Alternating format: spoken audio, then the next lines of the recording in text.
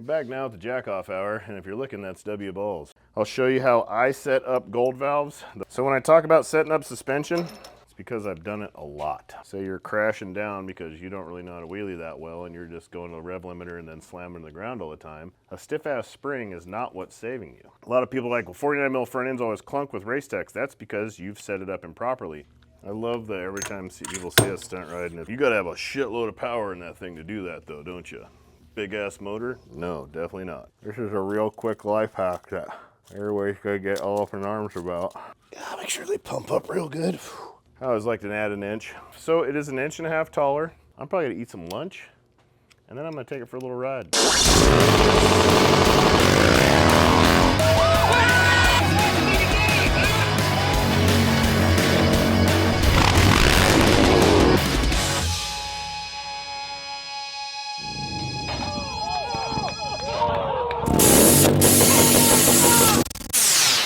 Back now at the jack-off hour, and if you're looking, that's W balls. W balls. W balls. This here's a rod. I'm gonna drill a couple holes in it. We're back. It's the next day. Wearing a different shirt. These might be sold out by now, but if they're not, you can get them at KruesiOriginals.com, and for every $5 you spend at KruesiOriginals.com, you could win this motorcycle that we're working on today. How many times have I already told you that? Just to make sure that you know. I gotta drill these dudes out. So Harley Davidson dampening rods come in all different shapes and sizes. They're normally about this long. This is the longer version. This is the better one. This is actually a good way to raise your motorcycle if you get the Super Glide or FXR style. This looks more like an FXR one that somebody might have put in there at one time. This one has 4 holes in it. They usually only come with 2. Sometimes only come with 2 tiny ones. It all depends on make and model. But when you do a Race Tech Gold Valve kit, you need 6. You need 2, 2, and 2. So we're gonna drill 2 more in this guy. They gotta be 5/16 holes. We're gonna do that on both of them. I'm gonna start with a small bit. I'm gonna pilot it up. I punched some holes in them. I'm gonna bring these up. There's exact measurements. When you get this kit, there's a QR code you can scan, take your directions, get exact measurements, how to lay this out and do all that shit. Go online, read the directions, do all that stuff. But I run them a little bit higher. If you see this, where it's all worn right here, that's where the cup sits. So I'm gonna try and go above the cup a bit just to have a better flow. And then we're going to drill them out, clean them up, and then we'll come back. I'll show you how I set up gold valves, the valving that I like to run for how we ride. And then we'll put these dudes all back together and go from there. We gotta go wade through the car mess next door to get over to the drill press. Trent's still working on his tranny. He got the starter in. What else you got left over there, Trent? I gotta find a bolt that I dropped and then put everything back together. He dropped a bolt for his coil that he's trying to find. That could take 5 minutes to 6 hours. So once he gets that done, he's just got to put everything back together. Then I have to build a bracket to go around the shifter inside the car to mount a handbrake mount. So I'm gonna try and get this done, and maybe he'll have that ready by that time. And then I'll go build that thing. You're probably not gonna see that because we ain't got time for that shit. It's quick video time right now because June's in the middle of making a movie, the Metro Mayhem movie, which should be out by now. Go watch it if you haven't seen it. Sorry to interrupt this program, but we got a motorcycle sitting right here for one reason only. For every $5 you spend on KruesiOriginals.com enters you in a chance to win this bad boy right here. Thank you. I bought this drill press at a yard sale from an old boy. I live in a neighborhood that is like your standard rural, kind of decent neighborhood. I wouldn't say it's real nice, but it's pretty decent. But if you go down a few blocks, it gets real nice. And when they have yard sales down there, you can roll up on homeboy bought this drill press, which is a nice ass drill press. He bought it to do one little woodworking project in his backyard. And then he sold it to me for $125. I bought this drill press like 13 years ago and it just sat in my garage forever and I had nowhere to put it for a long time. And I was like, I don't even care. Someday I'm gonna use it. It was way too good of a deal to pass up. Been using her for years now. I did put a little punch mark right there so my drill goes in nice and true like she should. I used to do so many of these back in the day. At one time in the old Kruesi Originals, you know, when we were just working on everybody's bikes and doing all that shit all the time. I was doing like, I don't even know, 5 to 25 Race Tech kits a week. Easily, yeah. Non-stop, just, honestly, if I never do another Race Tech kit again in my fucking life, it'd be too soon, but all the time. Just suspension, suspension, suspension, day in after day after day. We used to do so much of this. I'm so thankful that it's kind of gone a different direction and we don't have to do that kind of stuff so often. Not really your Joe Schmo mechanic shop anymore. I still have it somewhere around here. I have a jig, I have a vise made that I could dig out that I don't want to, but I would just vise these up and just whop, bop, bop, just fucking run them through. Bang, bang. I could knock this shit out so fast. I used to do so many of them. Lots and lots of race tech kits. So when I talk about setting up suspension, it's because I've done it a lot. I would say in the thousands, no bullshit, thousands of race tech kits. For like 10 years, I was doing 5 to 25 of these a fucking week. This is a deburring tool. You're gonna have a little bit of edge on here, but if you look down this guy, she's gonna have some burrs on the inside. So you gotta get in there and get that shit out. You don't want any of that floating around in there ever coming loose down the road, because it would destroy a seal for sure. Got a little burr floating around in there. She's dialed. Yes, sir. Many, many years of doing these. I gotta grab a couple tools and we will dissect this and I'll show you how to set up a gold valve. How I set them up anyways. So they come with a blue spring on them. Blue spring is second to lightest. This guy is the lightest. This is new. They didn't even used to offer this. It used to just be blue or yellow. Yellow is the heavy duty guy. That's the one that we're gonna run. And you can argue how I'm doing this or have your own way, shape, form, opinion, whatever you want. This just comes from 15 years of stunt riding Harley Davidsons and road racing and racing flat track and lots of trial and error and thousands of race tech kits and thousands and thousands and thousands of hours of trying it different ways. And this is the way I feel rides the best, works the best, handles the best for all of these different situations. So I'm gonna just shit can old blue there, run old yellow. Just good to go till she seats. That's just touching, right? Now we're gonna go 2 turns. 1, 2. Then we're gonna put this little locking nut back on there. Then repeat the step for the second one. This is pretty heavy on the valving. I prefer a heavy bit of valving and a heavy bit of fork oil and a little bit softer on the spring setup. Ideally, when your fork sets up, you want to be in the middle of the stroke, which I'll explain when it comes to putting the forks together, but you want to be able to use every bit of it. If you've got a stiff ass spring, which a lot of people just set their springs up super stiff because they think that's what they need for coming down out of wheelies. But then when you have a stiff ass spring, you're just at the top of your stroke. You're only using 25% of the stroke. If you're in the middle of the stroke, you've got all the stroke up, all the stroke down. You're stroking up and down fluidly. A good full stroke up and down is always a lot better. Especially like road racing, drifting, you want to be able to use the full stroke of the suspension. Harley Davidsons don't have much suspension travel. These longer rods right here, it will have a better bit of travel, so we could use the whole thing.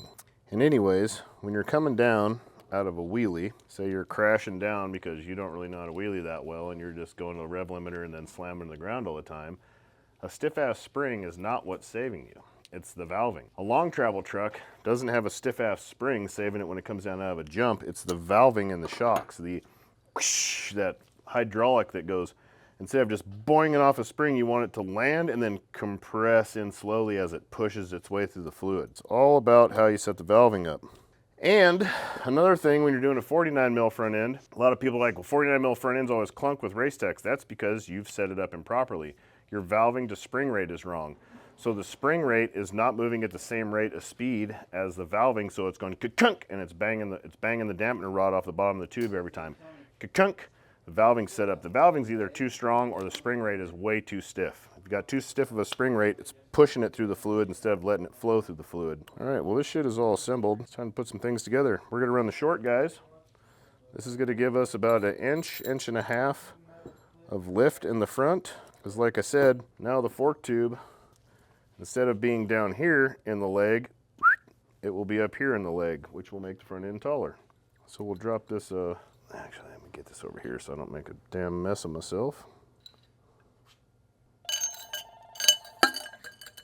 Drop that greasy bitch right there.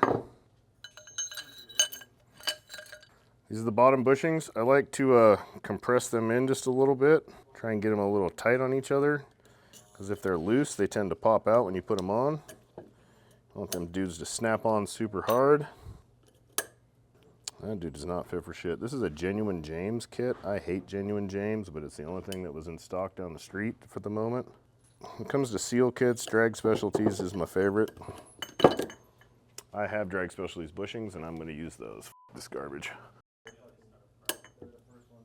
Let's pop some springs in. This is just to assemble the front end, just to get the bottom kind of dropped in together for a little bit. That spring will help hold that guy down when I go screwing things together. We'll use this dude right here, be my plunger. I'm gonna do this guy first, let this dude hang out for a bit. Going to lube the shit out of this guy with some fork oil. And I'm gonna finger blast the inside of this guy with some fork oil. Just get her dripping down the sides of the tube really well. And I'm gonna push this against the wall up here because I got that spacer in there. Whoops, almost forgot something crucial. Your bump stop. Do not forget that, it will fork you over. This guy's gonna go in there. I got some fresh hardware, fresh crush washer. I keep these in stock. A little bit of pipe dope thread sealant. This is Permatex thread sealant. Probably get this on Amazon if I had to guess. You put it on the crush washer itself. Do not put it on the threads. You are not sealing the threads whatsoever. You are only sealing this surface right here. This is all you're worried about. If you put it on the threads, you will never get this son of a bitch apart ever again. The threads need to stay free of everything. Drive her up in there. Oh, is that for real? You gotta be shitting me. The fucking crush washer is too big around to go through the hole. Well, that's gonna be fun. Dirty bitch. That's that. This dude's clutched at like 25 foot-pounds. That's just about perfect for that. Otherwise, get your service manual and torque wrench that bad boy. But I just give her a good blop. You can hit her with a gun too. Blop. Hit it good, fast, hard. Call it a day. All right, pull the spring back out. Gonna put some seals in. First off, upper bushing. Drop her in some fork oil, get her good and lubricated. Drop her on. And you got this ring. This is a stamped ring. One side is smooth, rounded. One side has a sharp edge. The sharp edge is going to give it the most sealing surface against the seal, or the most surface for the seal to sit against. So round is down. Round side goes down. Round is down. Round is down, Holmes. You know what I'm saying? Drive the bushing in first. Do not put the seal in. Do not put the seal in yet. Drive the bushing in first. I'm gonna spill that. Okay, now it's time for the seal. Fork oil inside of the seal where it goes against the tube. Get her lubed up. Do not put it on the outside. I repeat, do not put it on the outside, put it on the inside. And you're gonna work this dude over the top nice and gingerly so you don't tear it. Slide her down, put it in there, drop it in. Now you got your big ass C-clip. Drop that dude down in there. That'll drop her into place. Dust seal. Turn your seal driver upside down. Don't use the sharp side. Use the old big flat side. That's done. Now I'm going to clamp her back over here in my trusty holder, or you can have your friend hold on to it, or whatever the hell you got. Maybe bring the girlfriend out, kids, have them hold that shit up in the garage for you. Now we're going to drop this dude in. Gold valve, washer on top of gold valve, like so. Nice and straight down the tube, let her fly. If the washer gets you can kind of bounce her around, get her to fall into place like I just did. Gonna leave that alone for now. Actually, we'll drop the spring in to keep the washer in place. Spring's gonna go in, goes either way. So a stock spring, like I already threw away, they will have tighter coils. Tighter coils always go down. This is just an open coil spring. Drop her on in there, drop her on in there. Washer on the spring. 11 fluid ounces, only on 39 millimeter. 49 millimeter is 26 fluid ounces per side. 11 on a 39. We're gonna pour a good bit in there, not all of it at once. Take her about halfway. We're gonna pump her up a bit. We're gonna do this until you start to feel compression. Hear it gurgling. It's filling up that rod, getting it all down past it, down into the fork leg, into where it should be. I'm gonna pour a little more in. It does not matter how long your fork tubes are, if you put 2/overs in or any of that bullshit, it is 11 ounces. The fork tube length has zero to do with how much fluid you put in it. It's about the length of this. You do not want the fluid above the seal. It can take a little while to get all the air out of it. You want to make sure you get all the air out, and it's just got a nice, smooth pull all the way through the stroke. All right, now, this is what I'm talking about, stroke. See all this movement we have here? This is the full bit of travel on this front end, which is pretty damn impressive. That is a shitload. There's your mark. You're always gonna have a little bit of fluid too because you lubed up that seal. So when you build a new set of shocks, if you got a little bit of fluid up here, that's because you lubed the seal and you did the job right. So here's the amount of stroke that we have. If you put a stiff ass spring and you set the preload super hard, this is how much travel you're gonna have right here, because you set the thing so stiff.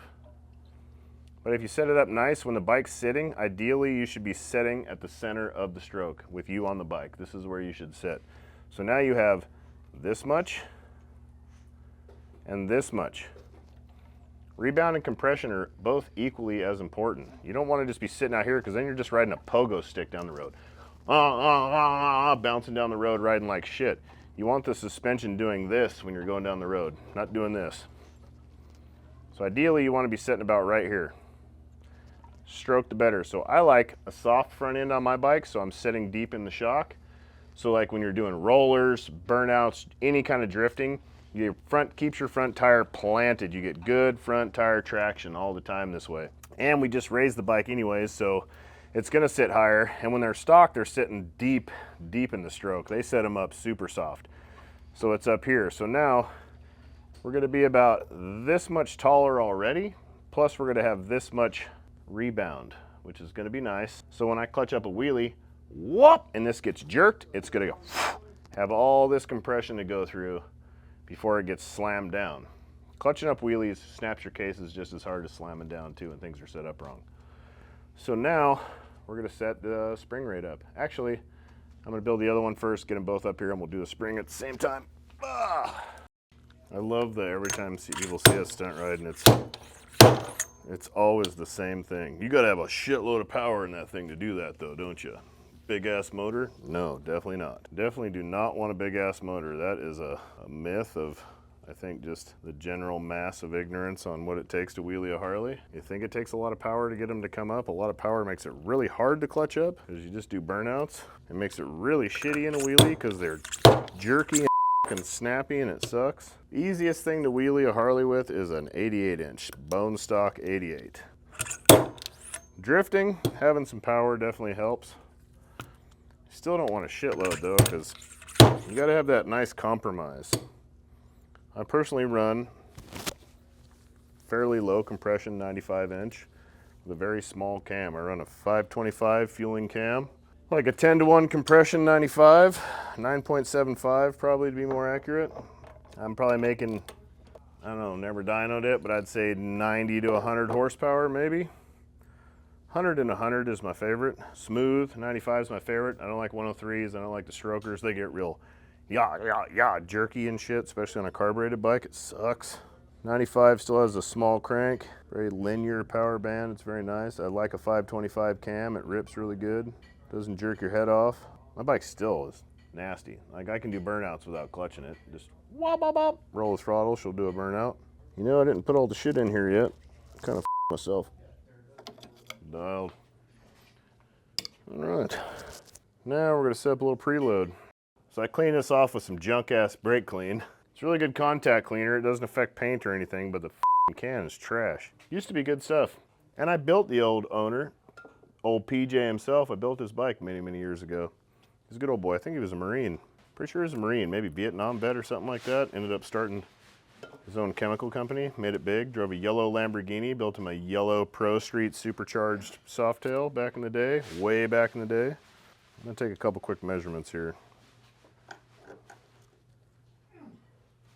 This is a real quick life hack that everybody's gonna get all up in arms about. Okay, this is how I do it. You all right, Trent? This is the heavy spring. This is the heavy, we run the heaviest spring that Race Tech makes. Then, There's all these measurements you can take and do all this math and all this shit that comes along with the Race Tech kit, or you can put it down in the tube, mark it right at the top of the tube, and cut it the off. Because I've measured them a million times, and that just happens to be right where I want it. That is about 1.5 inches of preload, which is not a whole lot. It's about, I'll give you an exact measurement actually right now. 7/8 of an inch of preload. Like I said, I like my spring a little on the softer side, and I like my dampening, dampening, however the internet nerds want to correct me on it, on the heavy side. So normally when we set these dudes up at the old halfway point, it also depends on how long your tubes are, but this guy is pretty dialed. So that's going to give me about 7/8 of preload on a very heavy spring though, so don't get up in arms thinking I'm not putting much preload in it. It is the 110 kg spring, so it is a heavy spring. It doesn't need a lot of preload, but this gives me the most cycle before I coil bind the spring. So I'm on minimum pressure on the spring, lots of thrust before she binds up. Coil bind means that you've run out of room between the coils and they're just touching each other, which I would demonstrate on the stock stuff, but I threw it away yesterday. I guess I could show you on this guy. When you have a spring, see the space between the coils? And you, I don't know if I can squeeze it that hard. Yeah. Ah! Oh, nope, ain't got it. These hands ain't what they once was. So when you compress it, and once the coils touch, you reach coil bind. So if you preload the shit out of your spring, because the springs only have about that much space in between each coil. So when you preload the shit out of it, now you only have like that much space. So you're basically in coil bind and then you've got a pogo stick all the time. So I'm gonna go over the old chop saw, whack this guy off real good. Let me measure these and make sure they're both the same. 5 and 5, 5 and 5. Let's go cut them. These are my custom Corvette lifting blocks. So a nice chop saw is already true and square. I'm gonna put the saw on the outside of the line. It's gonna be loud.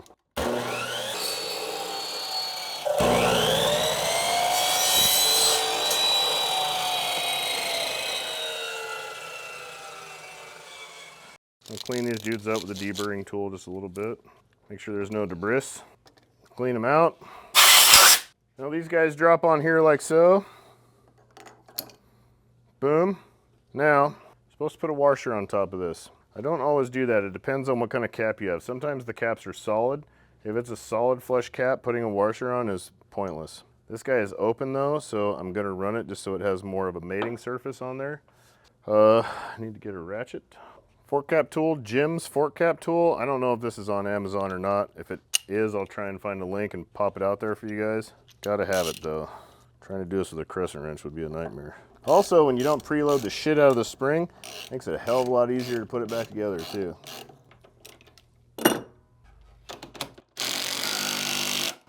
That guy's done.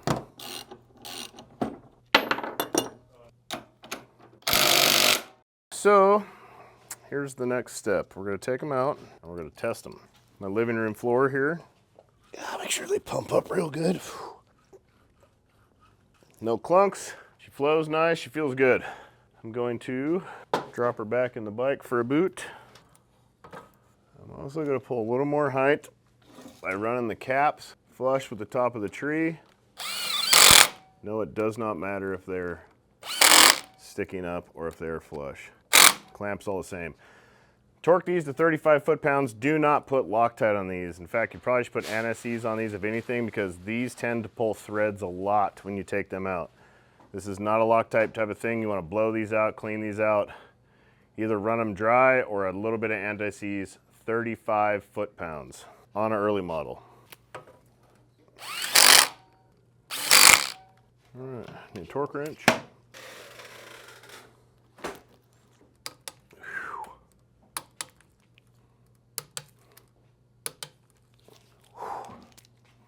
Freaks me out every time. It's a lot of torque. I'm aluminum. All right, now I'm gonna put the rest of it together. That is just how I set them up. I set them up that way from a lot of experience and a lot of time and a lot of trial and error. Everybody can have their own ways or however you want to do it or whatever it is, but when you're getting advice or you're learning something from someone, look at how they're living, how they're doing it, how they're operating. Are they doing what you want to do? Are they riding how you want to ride? Are they actually have the experience? Have they actually done the shit? Have they been a mechanic for very long? So when you're getting advice from a lot of these people that are out there, maybe vet them first. Make sure they didn't just buy a Harley 2 years ago and started making how-to videos and going to show you how to put your bike together that could possibly kill you. And you sure as hell don't torque a sprocket to 65 foot-pounds. Now we can see the immense height difference. This is where it was to get the axle in. This is, the bike is sitting at the exact same height it was when I took the axle out, and this is where I had the bike jacked up to get the axle in. Now this is how much higher I'm gonna have to raise it. See where the wheel's sitting in comparison, how much farther down they are? I'd say, let's take a measurement, just for the hell of it, huh? Let's say 1.5. We'll split the difference between me and June. I always like to add an inch. So it is 1.5 inches taller. We did not put taller tubes. We did not put taller dampener rods. We did not put any kind of gimmicky shit on there at all. All we did was put a Race Tech kit in and set it up with the Race Tech top out springs. Slid the tubes down a little bit. So we got a 1/2 inch up here. We got 1 inch in the springs. And now you've got a perfectly heighted front end. A 2-over front end on a bike sucks. If you put 2-over tubes on this and then a Race Tech kit and you did all this, you'd be like 3.5 inches over stock. Then you're riding a chopper. Does this handle good? No, this shit don't handle good. It handles like this going down the road. Ideally, you want your frame sitting pretty level when the bike's on the ground. My bike sits at a bit of a pitch. I keep my frame sitting a little lower in the front than in the back. They handle better all the way around that way. 2-over tubes, big tall front ends was an old club thing, and it was just more of a trend than it was feasible and actually worked really, really well. Depends on the bike. We used to run 4s. I used to run tall ass tubes back in the day. Don't think I'm just hating, like, you know, 15 years ago, I was putting 4-over tubes on bikes and 15-inch rear shocks and making them tall as hell and preloading the shit out of the springs because that's just what everybody thought you had to do. It was also just lack of real experience with doing that. I came from building like pro street bikes and everything, and then we started ripping Dynas. It was, you know, it was a learning process. And 15 years of learning process, I've come to what works good. I'm less into what's trendy, way more into what works good. All right, this guy, 65 foot-pounds. Next, we're gonna do this dude. This is the pinch bolt. This guy is 35 foot-pounds on an early model only. Only early model. We're gonna put a little bit of Loctite on this bitch too.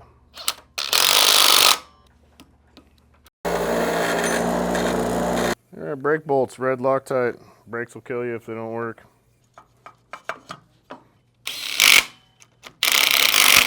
"35 foot-pounds, brakes. Now we're gonna pump the brakes up because we spread them out earlier. So we wanna pump them back up so when we go to take her off the lift, we don't eat shit. Dialed. All we got left is a fender. Last and least is the front fender. Loctite on these dudes too. If you drop the old fender on the tire, you can just roll her on into place, give her a little lift. Now normally just put one on each side. Keep her from flopping around. Stay put, my friend. My friend. These are 5/16 bolts, so if you want to get the old torque wrench out, they're about 18 to 22 foot-pounds. If you don't know how torque works, torque is not specific for the part that is going into. Torque is specific to the bolt and size of bolt. It's how much the bolt can stretch, how much yield the bolt can handle. 5/16 is 18 to 22, 3/8 is 35 foot-pounds. There's 35 to something, but it's just 35 as far as I can remember. And so on and so forth. That's how much you can stretch the bolt to its maximum yield. So that's what you torque them to. My gun is set at around 22 to 25 foot-pounds. So, done. I do that one first, and then I set my gaps up, because you got tilting room. Step back, make sure she looks beautiful. Go around, do the front one on the other side. Check your shit again. She looks good. If you are a full-time professional mechanic, this is one of the best things you'll ever buy in your damn life. I'm not sponsored by them, and I paid out the ass for this thing, and this is the second one I've owned in my life. It is a snap-on. Clutched, you got forward, backwards, bang, bang, bang. It's clutched at 22, 25 foot-pounds. As soon as you seat a bolt in any situation, bop, bop, bop, it clutches out, so you're not gonna blow a bolt out with this. And make sure if you get one, you get the interchangeable head so you can throw 1/2 inches and all kinds of shit in there. You can put drill bits in the end of this, all kinds of stuff. Best thing I've ever bought. When you wrench all day long, you need to have electric tools or you won't have hands. Okay, that's that. Let's let the jack down and see how far she sags and where she sits. almost exactly where I wanted it. Imagine that. Feels real nice. Now, the most important part of the job that a lot of people kind of bypass, and that is clean up your motherfucking mess. Put all your tools away when you're done, right where they go. Clean your tools. Make sure everything's nice and clean. Put it away. Be a professional, no matter what situation you're in. I'm gonna do that, then I'll get back to you. We'll pull the bike down. I'm probably gonna eat some lunch, and then I'm gonna take it for a little ride. See how she feels. Looks good. Looks damn good. Could be yours for only $5. KruesiOriginals.com. Well, I'm back. Riding microphone. I'm on the giveaway Dyna. That boy's got 21,000 miles on it. It feels so damn good. It feels like a dirt bike. It's a nice motorcycle. I should have cleaned these, I guess, before I got on it. We go for a little scoot. Make sure my suspension holds together. So far, it feels like a completely different motorcycle. I feel like I'm sitting on a dirt bike. I think I want to raise the brake pedal up some more.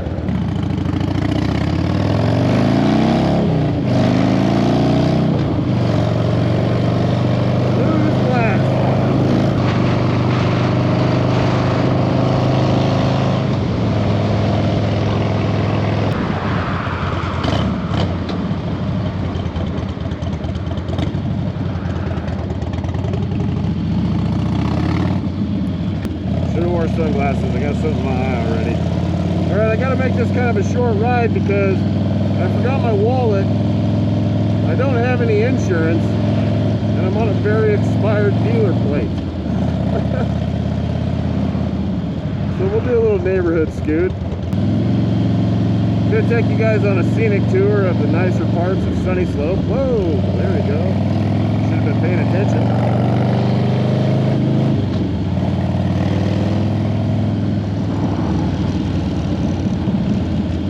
These homes actually have grass in their front yard. God damn it, I got a bug in my helmet.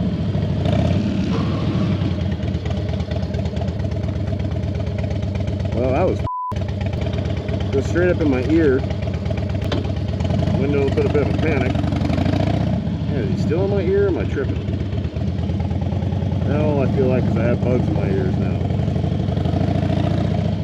I got something in my eye and a bug in my ear already, and I'm like a half a minute into this ride.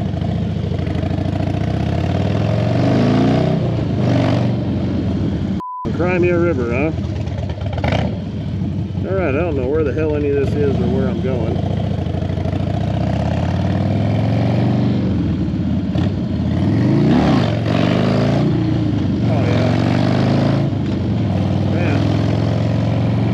Suspension makes a world of difference, that's for sure.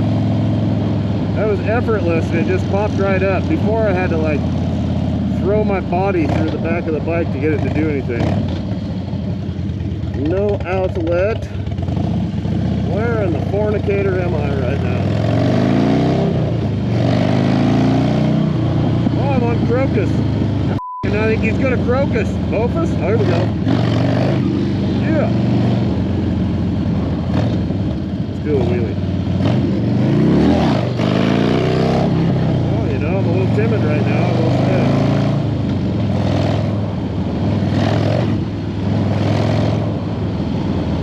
I'd say that was all my fault. I kind of pussied out right there.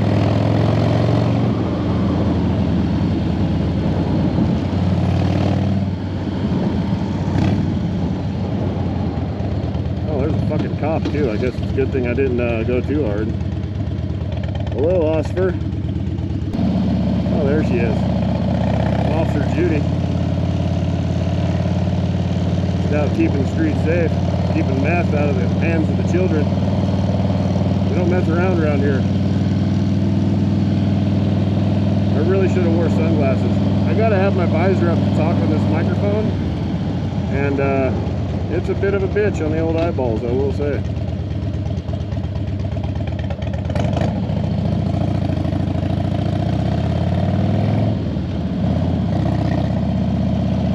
Scooter gang,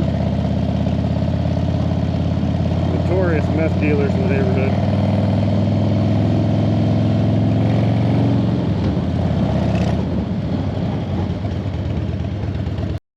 21,000 miles. She's pretty crispy. Holy shit, and almost out of gas. She's rising. She's just sloshing around maybe from stop and go. Old school gas gauge. I've never owned a Harley Davidson with a working gas gauge in my entire life. And that includes the 2021 Road Glide that I had. The gas gauge never worked. Neither did the cruise control. The whole time I had it, got dirt all over my arm. Buddy Stubbs Harley Davidson.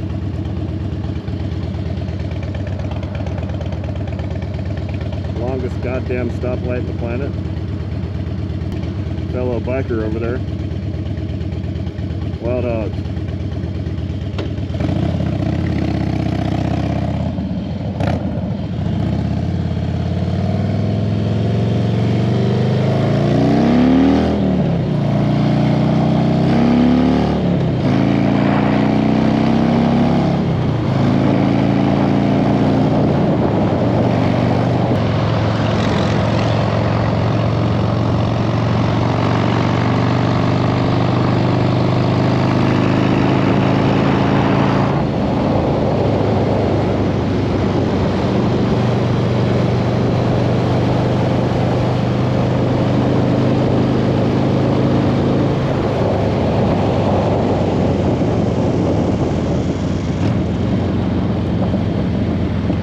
That is a rock solid Dyna.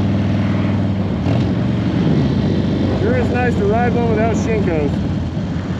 Makes a world of difference. If you got a wobbly Dyna, it's probably because you got shinkos on it. Or bad motor mounts or a bunch of shit. But if you got all the good shit and she still wobbles and you got shinkos on it, that's why. I run a Shinko on the front of my bike because it's great for traction for stunt riding, but God, it wobbles like a bastard. And I also don't run much air pressure in my tires ever. So at high speeds, the old Silver Fox it's a shitter.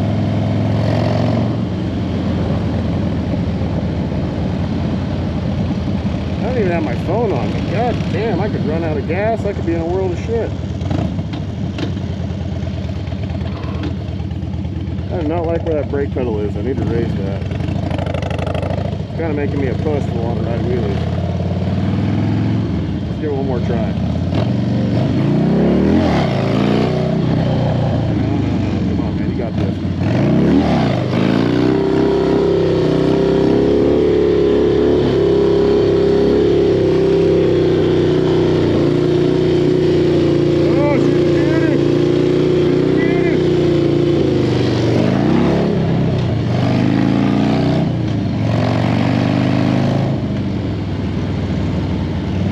That's a cop. We're going to see one of them high-speed pursuit videos. I think I'm safe. I'm going to hit a couple little jumps and see how this feels.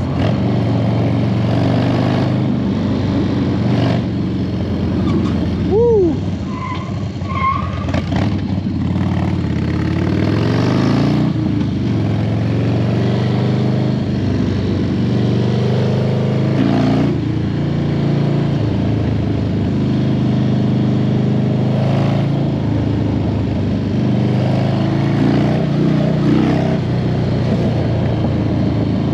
Suspension feels titties.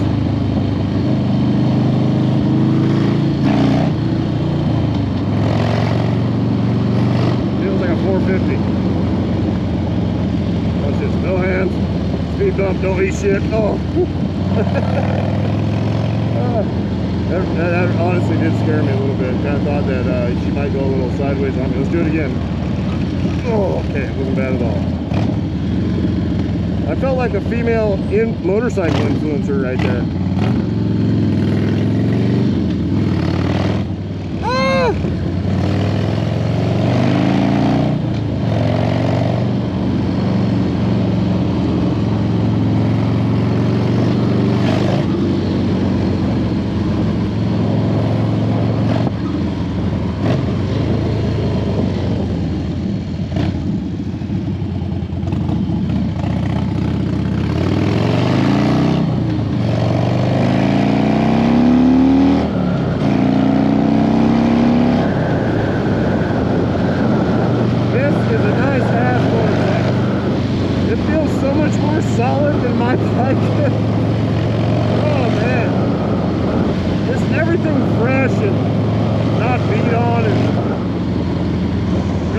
difference.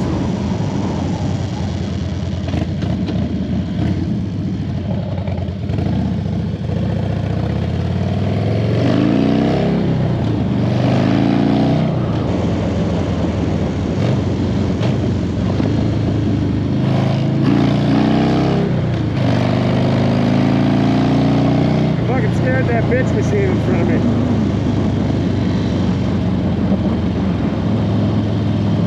My God, he's burning petrol behind me. Hit the road, Elizabeth. Boa 8 feet. Get your fruitcake machine out of my way.